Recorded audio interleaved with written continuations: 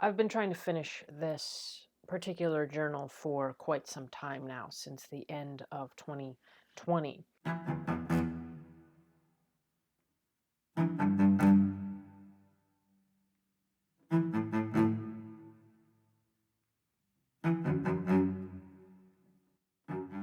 I don't have that many pages left. If you were to look through this particular journal, you would see great spans of time where I didn't write at all in it, and then other moments where I was logging things days on end. I have this terrible habit of buying a notebook, writing in it 3/4 of the way or less, and then leaving it empty for the rest of the pages to move on to a new, better, different, other notebook.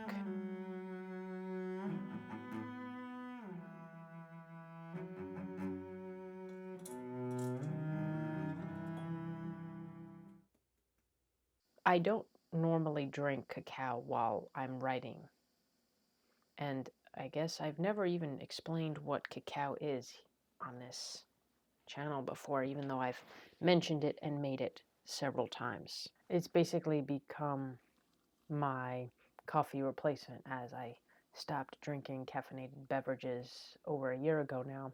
It's basically what you get before you get chocolate. It's straight cacao beans. It's minimally processed, and if you were to try it, it would taste nothing like chocolate. In fact, the cacao discs that I buy are bitter and are a bit off-putting if you're not used to the unsweetened chocolate. There's nothing else in it. I get to choose the ingredients that I want. So I put cinnamon, I put a little bit of honey, and I put cocoa butter. And that sort of gives it a bit of a fuller, creamier, slightly sweeter flavor. And I guess I don't really drink it while I'm writing because it feels very different than coffee. Cacao feels more like this connective thing. It feels like a meditational thing, a contemplative thing, something where it's a small drink, maybe up to 8 ounces at most, and I'll make a cup and sit outside, and it's where I fully enjoy the beverage and I watch the world about me. I find if I'm writing, I tend to forget about drinking it, and then it cools down, and for me, it's kind of not the purpose that I look to it for. I'm going on and on about this cacao business. For now, I just want to address the one thing that is my focus for the past couple of months, and that is one thing at a time.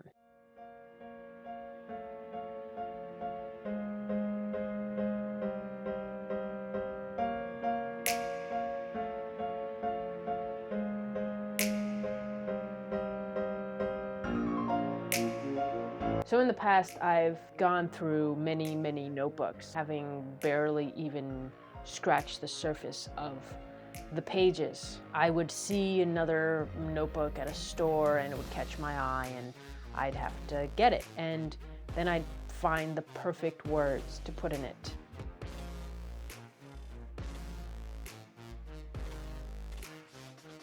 Eventually those perfect words would sort of sizzle out and they would feel not so perfect anymore, and it felt like the notebook became ruined and I couldn't continue until I found the perfect words again. So I would move on to another notebook.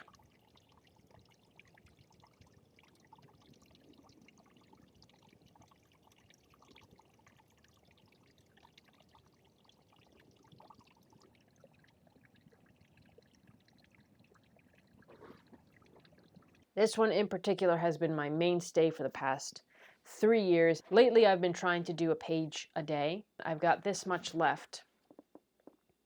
I have come across people who finish a book like this in a span of a couple of months or less. I've never been that way. It's always taken me a bit longer, and I've gone through the months that I've logged here, and my statistics say that I do about 6 pages a month, which is not a lot at all. And I don't know how many pages I have left. I'm not going to count. So I don't know if that equation of a page a day will get to the end, but hopefully it'll get pretty close and I can sort of marathon my way to the last page. So,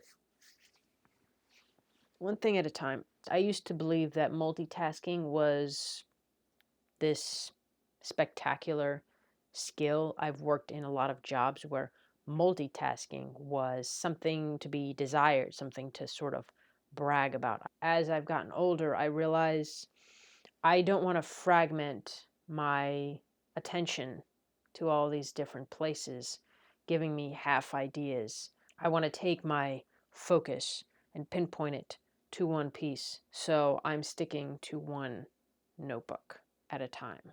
Now I have this Remarkable 2 tablet. I kind of have put this to the side for now in a attempt to finish my leather journals. I still come on here from time to time to write scripts or video ideas, mostly project kind of related things.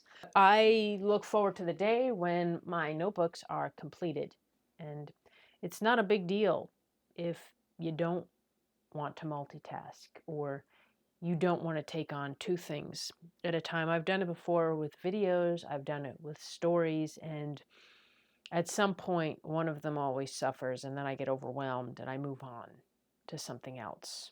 The work now is to finish, to see things through to the end, even if that means taking longer, taking more breaks, all while still being productive, still working. And maybe that's a juxtaposition. Maybe that's a, what's that word for when two things are opposite? Oxymoron.